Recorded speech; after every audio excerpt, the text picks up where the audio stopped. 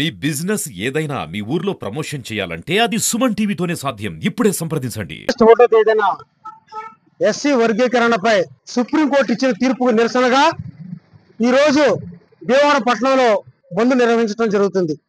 మరి ఎస్సీ వర్గీకరణకు సుప్రీంకోర్టు ఇచ్చిన తీర్పుకు నిరసనగా దేశవ్యాప్తంగా ఈ రోజును బంద్ ప్రకటించారు. ఆ బంద్ భాగంగా మరి ఈరోజు భీమవరం పట్టణంలో కూడా ఎస్సీ వర్గీకరణ వ్యతిరేక పోరాట సమితి జేఏసీ ఆధ్వర్యంలో మరి బంద్ నిర్వహించడం జరుగుతుంది. మరి సుప్రీంకోర్టు న్యాయమూర్తులు ఈ తీర్పును తీవ్రంగా మరి ఎస్సీల మనోభావాలు దెబ్బతీసే విధంగా మరి తీర్పునిచ్చారు. మరి ఆ తీర్పు పునః పరిశీలించాలని మరి ఈ రోజు దేశవ్యాప్తంగా బంద్ చేయడం జరుగుతుంది. మరి ఈ బంద్ ఇక్కడతో మేము ఆపకుండా వివిధ రూపాల్లో రాబోయే రోజుల్లో మరి వివిధ రూపాల్లో ఆందోళన కార్యక్రమాలు చేస్తామని ఈ సందర్భంగా తెలియజేస్తున్నాను.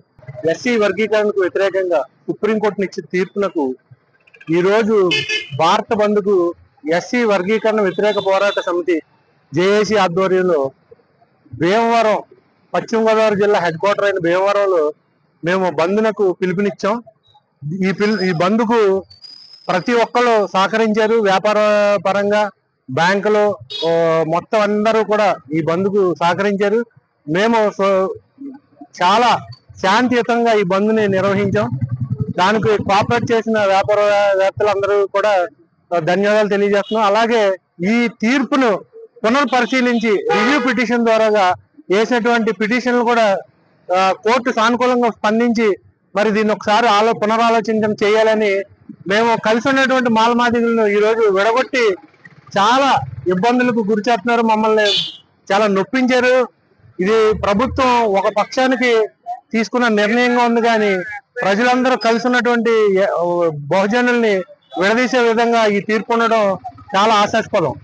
ఎస్సీ వర్గీకరణకు వ్యతిరేకంగా జరుగుతున్న భారత్ బంద్ కి భారతదేశంలో ఉన్న ప్రజలందరూ కూడా మరి సహకరిస్తున్నారు. అలాగే కూడా ప్రభుత్వ ఉద్యోగులు కానీ, యాజమాన్యం కానీ, మరి బ్యాంకులు కానీ, విద్యాలయాలు అన్ని కూడా స్వచ్ఛందంగా మూసివేయడం అనేది జరిగింది. భీమవరం ప్రాంతంలో ఈ బంద్ చాలా సక్సెస్ఫుల్ గా శాంతియుతంగా జరుగుతుంది.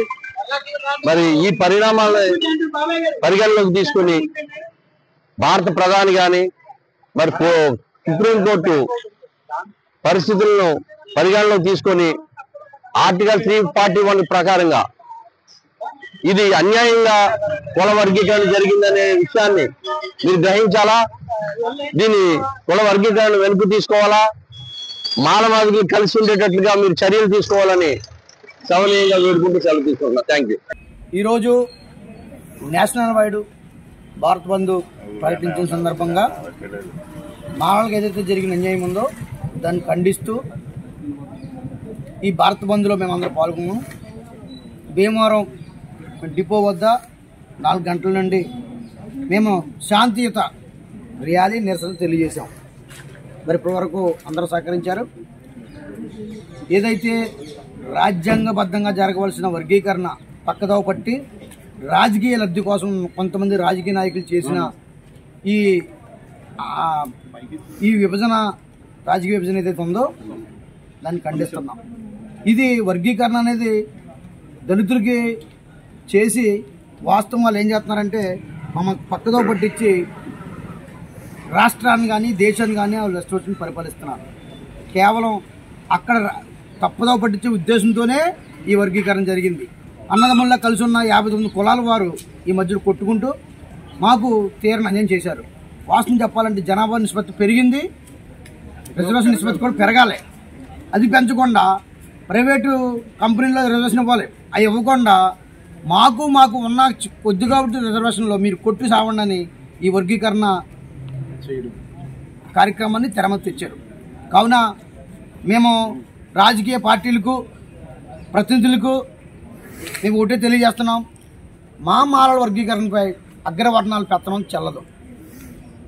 మీరు మీ కులాల గురించి మీరు మాట్లాడుకోండి. మా వర్గీకరణ గురించి అక్కడ తీర్పు జరిగితే ఇక్కడ పార్టీల వైడు తీసుకొచ్చి మీరు అంబేద్కర్ దండలేసి మీరు అసమర్థం చేయడం అనేది ఎలా ఉందంటే వాళ్ళని కొట్టుకొని బాగా చెప్పారా, బాగా కొట్టుకున్నారని మీరు సంతోషపడుతున్నట్టుంది.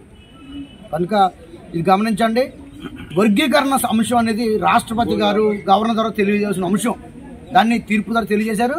తీర్పుని గౌరవిస్తూ మేము ఒకటే కోరుతున్నాం, రివిజన్ తీసుకుని మళ్ళీ ఒక బెంచ్ ఏర్పాటు చేసి మాకు న్యాయం చేయమని భీమవరం నుంచి ఎస్సీ ఎస్టీ వర్గీకరణ వ్యతిరేక పోరాట సమితి కమిటీ నుంచి మేము మీకు తెలియజేస్తున్నాం.